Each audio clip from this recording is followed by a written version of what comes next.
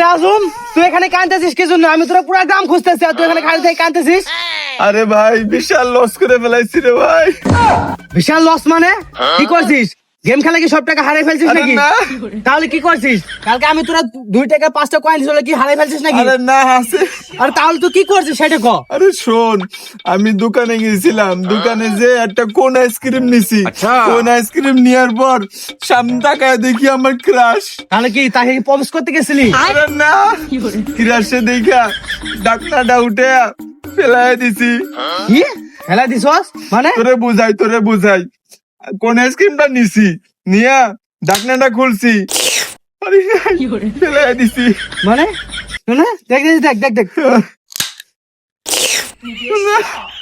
ভালো করে দেখ, আরেকবার দেখ, আরেকবার দেখ, দেখ না চারটে মানুষ নাই। না, তুই কি করছিস? কি করে কই ফেলা দিস? কই ফেলা ওই দিস? দোকানে। তাড়াতাড়ি বল।